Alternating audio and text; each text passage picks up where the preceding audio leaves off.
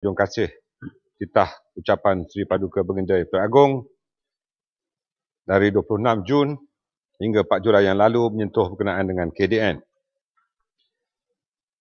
Datuk Yang Pertua, Yang Berhormat Tanjung Piai, Yang Berhormat Lanang dan Yang Berhormat Bandar Kuching telah menyentuh berkenaan kerjasama polis dan orang awam dalam bersama-sama menangani jenayah serta langkah mengubah persepsi buruk terhadap pasukan polis.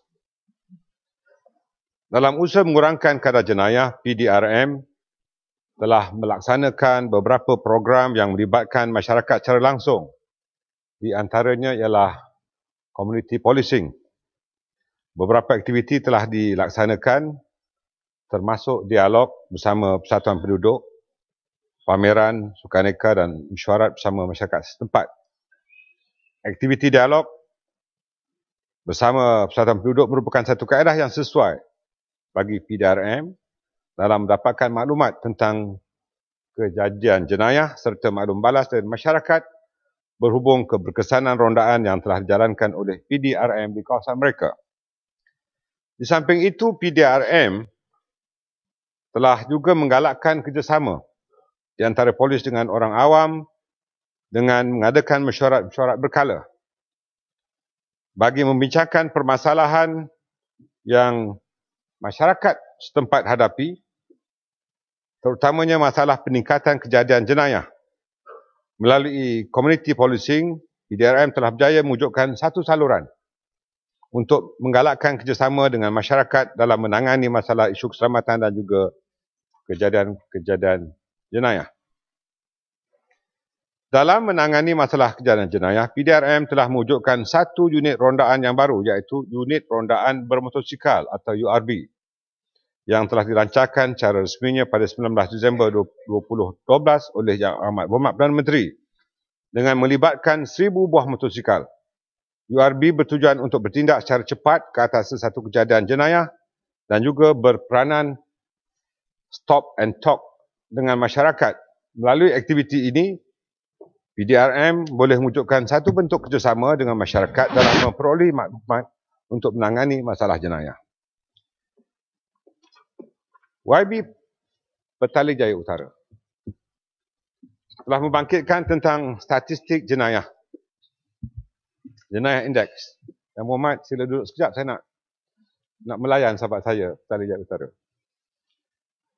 Beliau telah membangkitkan tentang statistik jenayah indeks dan jenayah bukan indeks yang dikatakan turun kerana kebanyakan jenayah yang berlaku dikategorikan bukan indeks. Perkara ini turut disentuh oleh YB Bandar Kuching yang mana menyatakan PDRM memanipulasikan statistik kadar jenayah ini.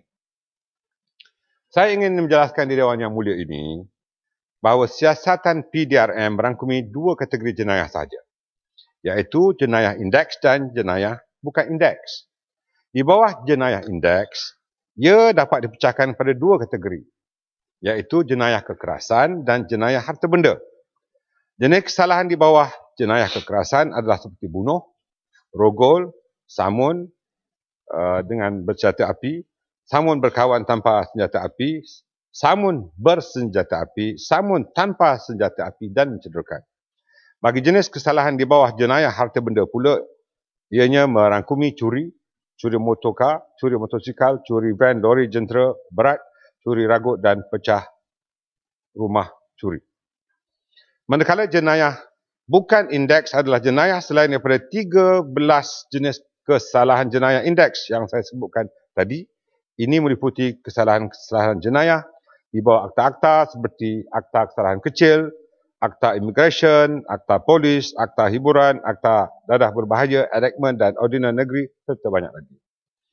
Dakwaan yang mengatakan pihak polis memanipulasikan statistik jenayah adalah tidak benar sama sekali kerana menjana statistik ini adalah menggunakan sistem berkomputer melalui Police Reporting System atau PRS yang mana pengadu sendiri boleh menyemak status laporan mereka.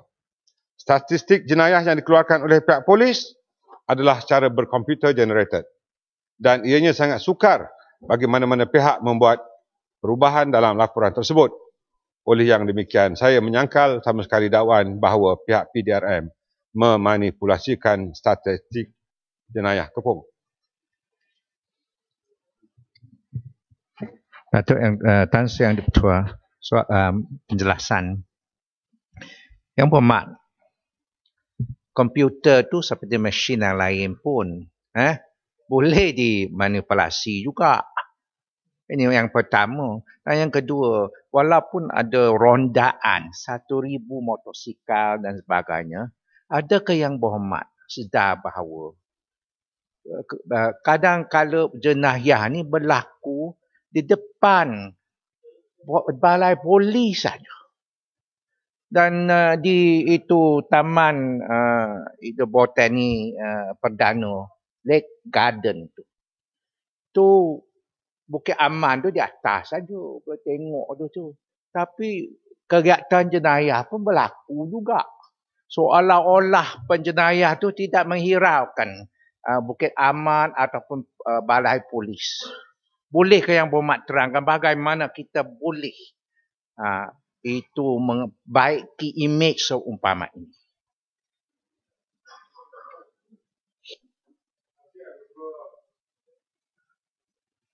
Tan Sri Yang Di-Pertua, saya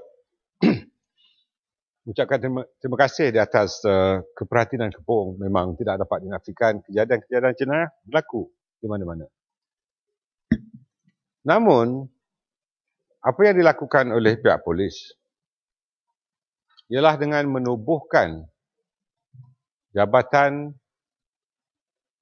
Pencegahan Jenayah. Ini satu jabatan baru yang bertujuan untuk engage dengan izin masyarakat.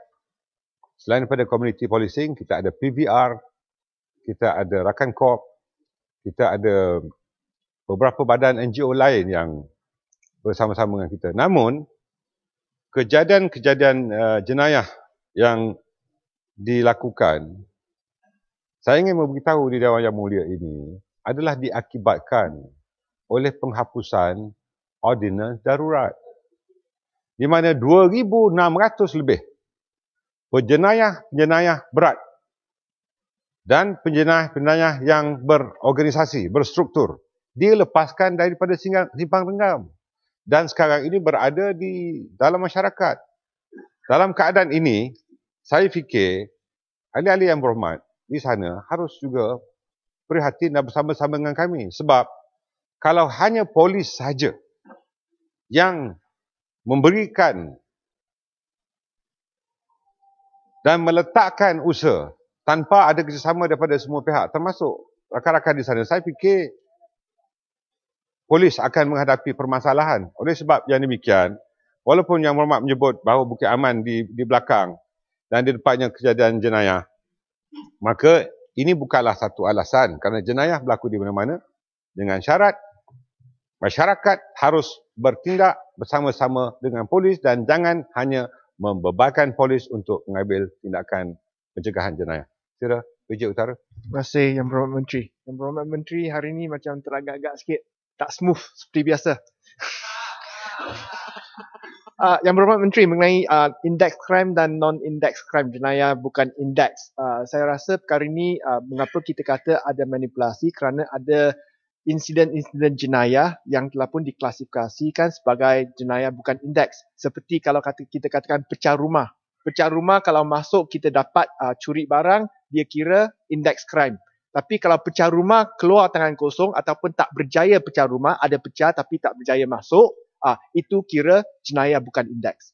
Ataupun kes ragut seperti apa yang dikatakan oleh IGP sendiri. Kes ragut, kalau ada ragut, ada dapat pisau dalam kocek, terdapat pisau, itu menjadi satu kes bukan jenayah. So dalam perkara-perkara ini ada grey area di mana pihak polis telah pun mengagihkan kes-kes ini, mengklasifikasikan kes-kes ini kepada kes bukan jenayah bukan indeks. Dan kita boleh lihat daripada statistik dari 2007 sehingga 2011, memang benar jenayah indeks turun 25%. Itu satu pencapaian yang dikatakan baik. Tapi pada masa yang sama, jenayah bukan indeks meningkat sebanyak 69%. Perkara ini tidak dibangkitkan dalam media ke mana-mana. Kita dapat cari melalui alternative ways daripada ucapan-ucapan daripada IGP. So kita lihat dari segi itu memang ada keraguan ke atas indeks yang telah pun diterbitkan oleh pihak kementerian dan juga pihak polis. Nombor dua mengenai EO. Kita lihat dari segi EO bila indeks jenayah yang paling tinggi sekali adalah pada tahun 2008-2009 yang meningkat mendadak daripada tahun 2004 sebanyak 40%. Meningkat banyak masa itu. Masa itu ada EO tapi masih meningkat dengan tinggi. Dapat peak lebih kurang 220,000 indeks jenayah. Sekarang sudah turun. Kerajaan kata indeks tahun lalu 2012 turun 7.6%. EO telah pun dibatalkan selama 1 tahun. Indeks jenayah turun. So macam tak ada konsistensi di mana dikatakan jenayah menurun tapi EO tapi sekarang kita nak salahkan EO pula kepada isu jenayah yang kita lihat ada berlaku sekarang. So saya rasa pihak kerajaan, pihak IGP, pihak polis buat masa ini masih tidak dapat memberikan bukti yang kukuh bahawa memang kes jenayah yang berlaku sekarang adalah akibat EO dibatalkan. Saya mempunyai statistik yang disebutkan oleh Yang Berhormat tadi. Jumlah jenayah bukan indeks pada tahun 2007 sebagaimana yang disebutkan ialah sebanyak 42,742. Pada tahun 2008 meningkat pada 59,359 dan ini meningkat sebanyak 38.9%.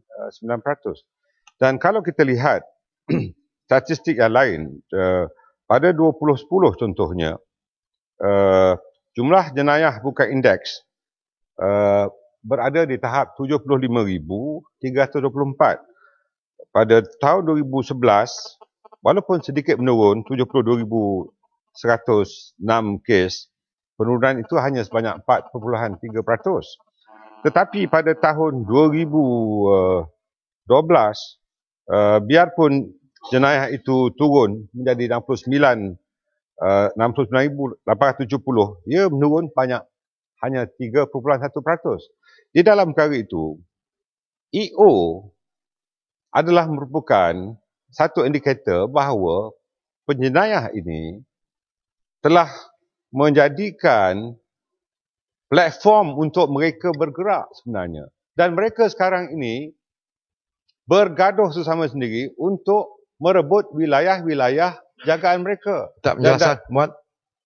Jadi di dalam perkara ini, saya fikir Yang Berhormat, apa yang sedang berlaku ialah sesuatu yang harus dapat kerjasama daripada orang ramai. Jangan pertingkatkan tentang soal indeks sahaja, tetapi tentang apa yang berlaku di bawah sana. Dalam hal ini, saya fikir, jangan kita berbahas tentang soal hanya perangkaan. Berbahas tentang bagaimanakah langkah-langkah pencegahan harus dilakukan. Saya setuju. Dalam keadaan Menteri. ini, penurunan itu ada kemungkinan kerana langkah-langkah pencegahan dilakukan oleh masyarakat keseluruhannya. Dan saya fikir Petaling Air Utara pun ada memohon supaya PBR diwujudkan di antaranya. Dan kita akan bincang. Sila. Ya, terima kasih Muhammad Asri.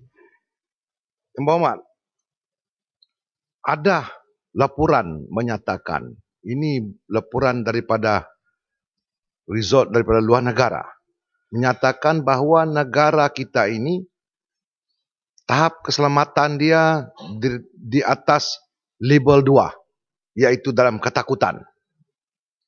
Dia menyebut Malaysia, Kuala Lumpur, tetapi dia tidak pula menyebut negara seperti di Afrika, di negara-negara yang ada mati tiap-tiap hari dibunuh.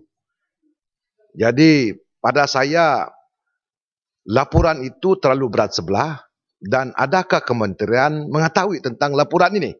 Sebab dianya merupakan laporan yang cuba memburuk-burukkan negara kita dari segi tahap keselamatan dia. Dan seterusnya Yang Berhormat tadi menyatakan bahawa lonjakan penjenayah di negara ini disebabkan akta ordinan darurat itu telah kita bubarkan. Jadi justru itu langkah-langkah pencegahan yang terperinci rasa saya perlu dilakukan. Dan apakah yang berhormat juga mungkin berpendapat dengan adanya pula cadangan untuk membubar akta hasutan, mungkin penjenayah-penjenayah, penghasut-penghasut yang cuba menghancurkan apa ini. Tengok, apabila saya sebut penjenayah penghasut, macam dia terasa. Perdana Menteri kalau begini yang berhormat, yang bising ini merupakan penjenayah penghasut. This is my flow saya belum habis. Yang bising sangat apa pasal? Yang berhormat berdiri apa pasal? Tunggu dulu, menteri belum bagi, dia bagi saya. Duduk dulu. Saya ingin bertanya kepada menteri, bukan kepada yang berhormat. Kalau yang di sana sebagai penghasut terasa, apa mau buatlah? Siapa makan lada, dia rasa pedaslah. Bermakna pihak polis perlu menilai siapa-siapa mereka ini. Mungkin mereka inilah antara penghasut yang terbesar dalam negara kita, yang boleh mewujudkan suasana tegang. Dan apa langkah-langkah yang akan diambil oleh kementerian memastikan penghasut-penghasut ini tidak berleluasa dalam negara kita. mohon laluan mungkin boleh jawab sekali. Saya akan jawab. Tambah EO. Yang berhormat. Tanya yang betul. Apa yang dikatakan, saya akan beri. Apa yang dikatakan oleh Kinabatangan itu adalah merupakan laporan yang menentukan kategorinya mengikut cita rasa respondents yang berstruktur. Artinya, kriteria survey itu dibuat mengikut cita rasa mereka. Tetapi tidak pernah ada aspek-aspek yang positif diambil kira mengikut acuan kita. Walaupun pihak polis telah mengadakan beberapa langkah dan langkah-langkah positif itu telah menyebabkan penurunan indeks. Tetapi masih juga disebutkan bahawa polis tidak bersiap siaga sepenuhnya. Di dalam perkara ini, saya bersetuju juga dengan Kinabatangan. Mungkin ada unsur-unsur yang negatif yang datang daripada sana untuk memberikan laporan yang Klarifikasi yang berhormat. bukan daripada sana, daripada dua lah maksud saya. Melo. Terima kasih Yang Dipertua. Terima kasih Yang Berhormat Menteri. Saya melihat begini, soal jenayah sebagaimana disebut tadi, dari sudut indeks satu hal. Ia sangat merisaukan dan membimbangkan rakyat dalam negara kita. Tetapi perkara yang besar dilihat pada hari ini ialah soal penguatkuasaan dan kekurangan anggota untuk mengawal berlakunya pertumbuhan indeks jenayah dalam negara kita. Sebagai contoh, saya ambil Ramadan tahun lepas di kawasan Maran yang melibatkan Felda, Jengker dan seumpamanya. Apabila berlaku peningkatan jenayah yang sangat ketara dalam tempoh 1 bulan, lebih daripada 10 ke 15 pecah rumah berlaku. Apabila kita buat report ke balai polis, jawapannya ialah kerana kami kekurangan anggota untuk bertindak, tak mampu untuk bertindak di atas jenayah yang berlaku. Dan mutakhir ini pun kita lihat banyak berlaku kes tembak-menembak dalam negara kita. Jadi Yang Berhormat Menteri, saya melihat ini adalah punca besar, ialah kekurangan anggota untuk bertindak. Tapi yang peliknya, dalam ceramah-ceramah politik bangkang, ramai pula polis itu datang mengepung dan juga mengawal ceramah tersebut.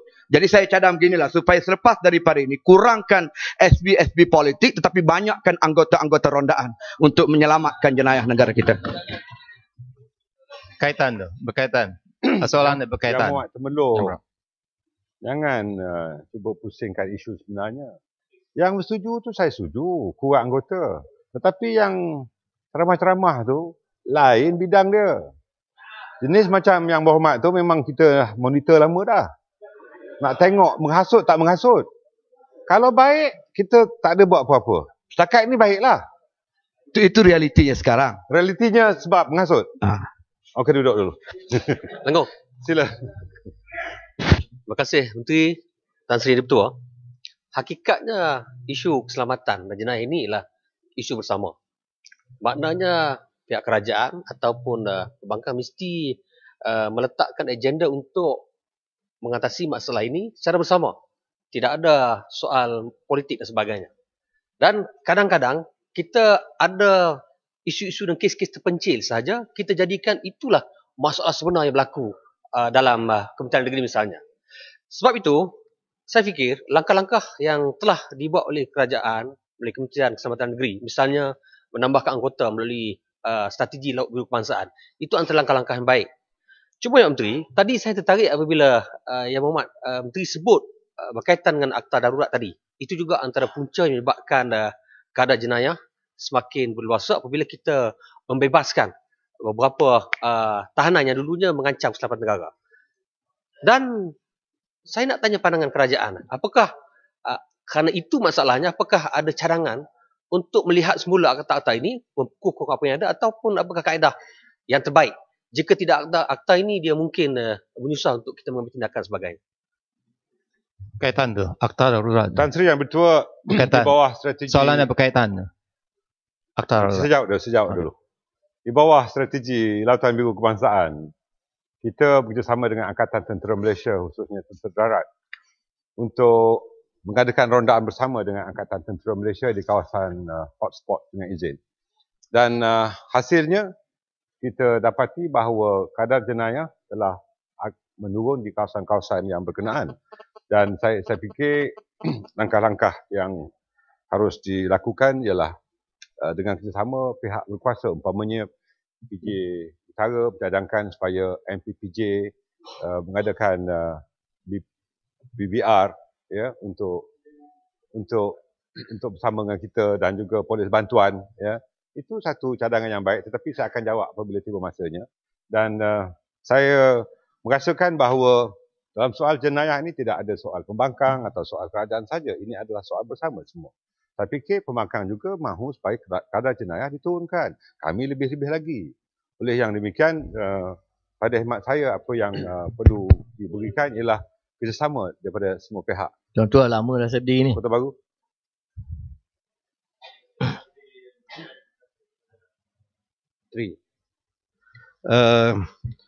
Saya melihat bahawa kenaikan ataupun kedudukan jenayah, sama ada jenayah indeks ataupun bukan indeks dalam negara kita ini, salah satu daripada aspek yang menyumbang ke arah ini adalah kerana penjenayah yang menjalani hukuman kemudian mengulangi kegiatan jenayah mereka. Kalau kita tengok di mahkamah, kadang-kadang ada tertuduh yang apabila nak dihukum, kita tengok 10 previous conviction, 20 previous conviction dan sebagainya. Jadi saya rasa ini mungkin juga disebabkan oleh polisi ataupun dasar yang dibuat oleh kementerian, khususnya polis, yang sepatutnya mengambil langkah untuk memulihkan seseorang penjenayah apabila dia dihukum, mungkin tidak berkesan. Sebagai contohnya, mungkin ini disebabkan oleh teknik interogasi ataupun interrogation yang dibuat oleh pihak polis dalam kes-kes jenayah ni, kadang-kadang bukan memberikan keinsafan kepada penjenayah, tetapi turut menyumbang kepada mereka itu lebih memberontak. Sebagai contoh, kalau kes di bawah ataupun perkara di bawah Seksyen 113 Kanun Acara Jenayah Criminal Procedure Code, iaitu caution statement, saya boleh katakan, kalau Yang Berhormat Menteri boleh tanya ramai peguam di sini dan juga sebelah sana, boleh dikatakan 95% kenyataan beramaran ataupun caution statement yang diambil oleh pihak polis daripada tertuduh dalam lokap, dalam tahanan polis, 95% ditolak oleh mahkamah. Atas alasan interogasi yang dilakukan itu mungkin mempunyai unsur ugutan, paksaan, pujukan dan sebagainya. Jadi saya nak dapat penjelasan daripada Yang Berhormat Menteri, bagaimana pihak KDN khususnya polis mengadakan teknik untuk ke arah memulihkan penjenayah ni supaya mereka tidak mengulangi kegiatan jenayah mereka. Terima kasih. Tan Sri, yang betul ada dua aspek. Satu ialah aspek penjenayah yang ditahan menjalani hukuman yang melakukan jenayah semula. Oleh yang demikian, saya ingin memberitahu Dewan Yang Mulia ini bahawa langkah-langkah koreksional telah dimulakan. Dan langkah-langkah ini telah dapat mengurangkan kejadian penjenayahan berulang. Saya ambil contoh umpamanya sewaktu saya menjadi Menteri Pertahanan bersama-sama dengan Menteri Dalam Negeri ketika itu. kami telah menubuhkan 5 pusat pemulihan tahanan di 5 buah kamp tentera. Dan kita mengambil 2 kategori OKT ni, orang yang kena tahan ini, banduan-banduan ni yang kita panggil sebagai inmate. Satu, mereka yang mempunyai baki tahanannya kurang daripada 3 tahun.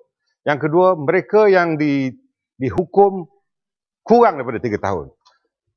Dan langkah-langkah koreksional inilah menyebabkan mereka yang keluar dalam masyarakat 100% tidak mengulangi kesalahan mereka dan tidak masuk ke penjara. Ini langkah yang pertama. Dan soal integrasi, walaupun Yang Berhormat Ketua Baru yang sama-sama naik motor cikal dengan saya menyatakan 95% ditolak oleh mahkamah, langkah-langkah interogasi ini mempunyai SOP tertentu. Dan SOP ini digunakan dengan sebaik-baiknya oleh pihak polis untuk mendapat maklumat. Yang Berhormat perlu sedar bahawa mereka yang disyaki melakukan kesalahan itu mempunyai rekod sebelum itu atau telah diikuti sekian lama oleh pihak polis, ASJ khususnya, atau mereka ditangkap di depan halayak atau di depan pihak polis sendiri. Oleh sebab itu, apabila mereka ditahan, pengakuan tidak diperoleh daripada mereka. Oleh sebab itu, jangan hanya melihat dalam aspek undang-undang saja. Yang Berhormat, klarifikasi sedikit. Lihat dari segi aspek bagaimana masyarakat harus diberikan keutamaan untuk dipertahankan, bukan mempertahankan jenayah. Jadi dalam perkara itu, saya fikir Yang Berhormat Menteri sebagai sahabat lama ni, Indra mau kata. Saya akan beri masa. Indra mau kata boleh tak? Saya akan beri masa. Sila duduk dulu. Apa yang ingin saya sebutkan di sini ialah bahawa kes-kes jenayah indeks pada tahun 1912 umpamanya, ya, sebanyak yang telah saya sebutkan tadi memperlihatkan bahawa kes-kes berkenaan didakwa dan mana-mana kes yang mempunyai pembuktian yang diperolehi daripada interrogation proses tadi dengan izin telah dapat berjaya diselesaikan. Sila. Yang Berhormat Menteri, bukankah sebenarnya isu jenayah ini tidak perlu kita tahan sesiapa tanpa bicara untuk menyelesaikannya? Apa yang kita perlu adalah better policing dengan izin, Tan Sri Speaker. Better policing, itu saja yang diperlukan. Dan bukankah, apakah tidak ada negara di dunia ini yang menangani masalah jenayah tanpa menggunakan tahanan tanpa bicara? Banyak negara. Di seluruh negara. Tak guna preventive detention tetapi masih boleh handle masalah jenayah. Jadi saya rasa alasan bahawa disebabkan EO dimansuhkan, jenayah naik adalah alasan yang begitu lemah dan menunjukkan kegagalan Kementerian Dalam Negeri sendiri. Dan juga saya nak tambah bahawa undang-undang EO ini disalahgunakan oleh Kerajaan Barisan untuk Barisan Nasional untuk menangkap 6 aktivis PSM termasuk Sungai Siput. Jadi undang-undang seperti ini adalah berbahaya jika dibenarkan ia berada di tangan Kerajaan Barisan Nasional. Jadi saya bertanya jika Yang Berhormat Menteri bersetuju bahawa memang boleh menangani masalah ini tanpa EO dan undang-undang seperti ini tidak patut dibawa balik kerana ia akan merosakkan imej negara kita dan membahayakan hak asasi dan kebebasan setiap rakyat negara ni. Tambahan buat berkenaan EO. Tan Sri Bertua. Gopeng sini. Gopeng. Menteri Betul Luar. Ya. Tan Sri Bertua, soal tahanan tanpa bicara. Ini adalah sesuatu yang harus kita fikirkan. Kerana saya mak bersetuju, tidak ada tahanan tanpa bicara. Yang kita perlukan ialah ruh kepada EO itu.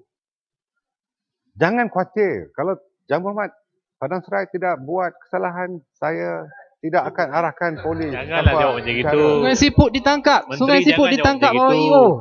Every time you jawab macam gitu. Ini bukan cara Pak Menteri jawab the gitu. The spirit of the law dengan izin harus dilihat. bahawa dalam perkara ini better policing memang saya bersetuju, tetapi harus ada kerjasama daripada orang ramai.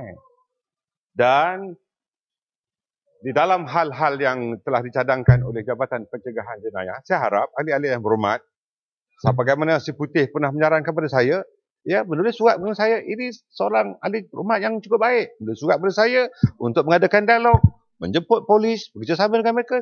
Yang begitu adalah satu cadangan yang baik. Dan ini patut dicontohi oleh ahli-ahli berhormat yang lain.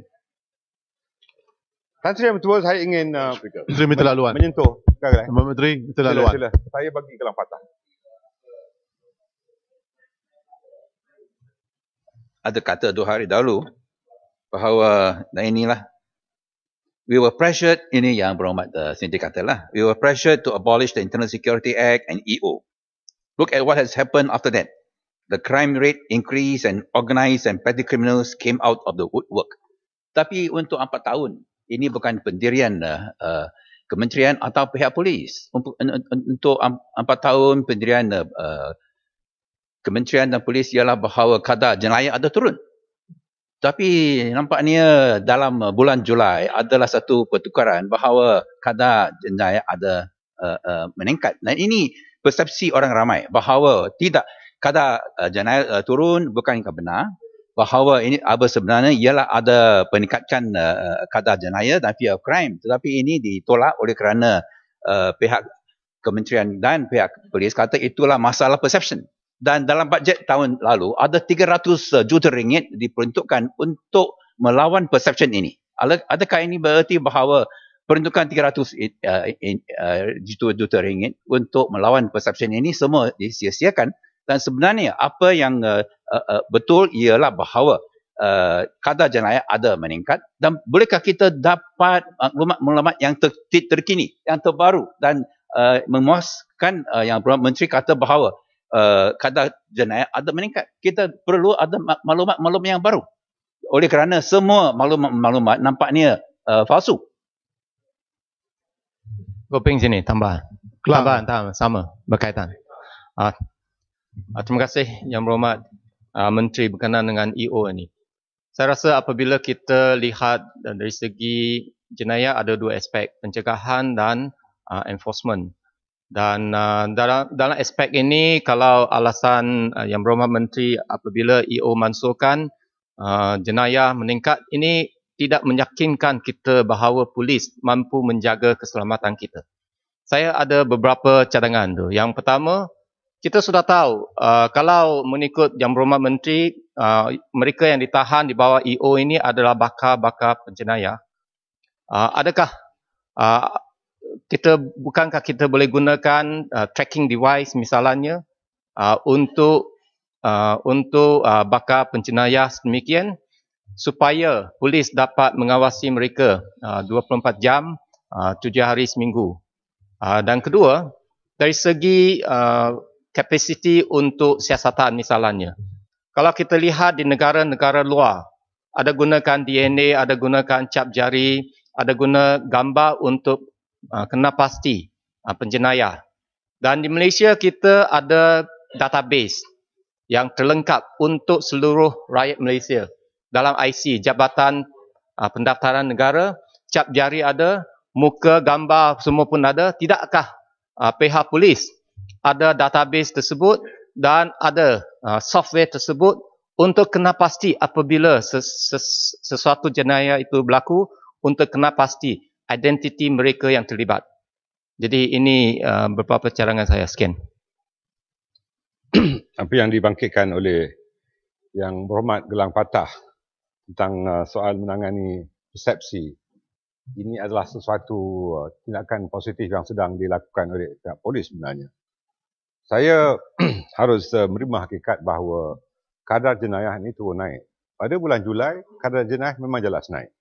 Dan persepsi kenaikan jenayah ini adalah suatu perkara yang telah kita lakukan, melalui tindakan-tindakan yang terbaik. Apa yang telah saya lakukan ialah setiap laporan yang dibuat oleh orang ramai kepada pihak polis hendaklah dilakukan siasatan 100%.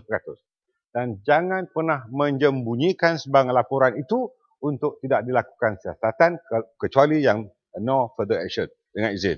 Apa yang disebutkan oleh Gopeng tadi adalah satu cadangan yang pada hemat saya telah dan sedang dilakukan oleh pihak PDRM, iaitu tracking device, capacity, siasatan dan database. Memang ini ada pada pihak PDRM dan saya fikir Yang Berhormat mengikuti apa yang sedang dilakukan oleh pihak polis, dan saya fikir ini adalah suatu langkah proaktif yang baik yang telah dan sedang dilakukan. Saya silakan Pucung. Terima kasih, Tuan Speaker. Terima kasih Yang Berhormat Menteri. Yang Berhormat Menteri, ada dua perkara yang ingin saya bangkitkan. Pertama, Yang Berhormat Menteri memulakan dengan menyatakan bahawa the repeal of the EO telah pun menyebabkan jenayah meningkat. Saya nak tahu, adakah Yang Berhormat Menteri mempunyai asas untuk menyatakan sedemikian? Daripada mana datangnya kenyataan tersebut? Walaupun kita lihat bahawa statistik menunjukkan sebaliknya, bahawa sebenarnya kadar jenayah itu lebih tinggi sebelum EO itu dimansuhkan. So where is the basis of saying this? Nombor dua, berkenaan dengan kenyataan itu juga, saya rasa Yang Berhormat Menteri juga setuju dengan saya bahawa satu masalah yang ini kita hadapi sekarang adalah bukan saja isu jenayah, tetapi lebih penting apabila tidak ada tindakan diambil oleh pihak polis untuk kes-kes yang dilaporkan. Kes-kes yang berat, kes-kes yang crime, serious crime, seperti kes-kes ugutan bunuh, seperti kes-kes percubaan bunuh dan sebagainya. Rakyat membuat laporan polis, tapi tidak ada tindakan diambil. In fact, tindakan yang diambil adalah sebaliknya, di mana orang terhadap mana laporan polis tersebut itu tidak diambil tindakan, tetapi diberi kenaikan pangkat. Bukan saja kenaikan pangkat, tetapi dinaikkan kepada kerusi yang paling berkuasa dari segi polis. And that is none other than you, Mr. Minister. Satu laporan polis dibuat terhadap kamu, di mana dalam laporan polis tersebut itu jelas dinyatakan, very serious dinyatakan di situ. Dinyatakan kesalahan-kesalahan di bawah Section 307, Section 506. This is not court. This is not court. You are not a lawyer, sir. Laporan polis yang dibuat oleh Ahmad Bazli. Saya nak tahu kenapa tidak ada tindakan diambil berkenaan dengan laporan polis tersebut. Saya nak Menteri sekarang jawab. Kenapa Menteri tidak ambil tindakan? Dan bagaimana Menteri boleh menjadi Menteri? Ini perkara sudah masuk mahkamah, mana boleh cerita lagi? Saya tidak boleh tanya soalan. Duduk. Ini parlimen. Kenapa tidak boleh tanya soalan ini? Ini parlimen, ini bukan mahkamah. Kenapa saya diganggu? Saya berpeluang kepada Menteri untuk jawab. Duduk. Biar mahkamah. Ini parlimen. Menteri boleh jawab. Ini parlimen. Ini nak angkat balik. Boleh tak Yang Berhormat duduk sekejap? Duduk. Kalau nak jadi lawyer pergi mahkamah. Dulu.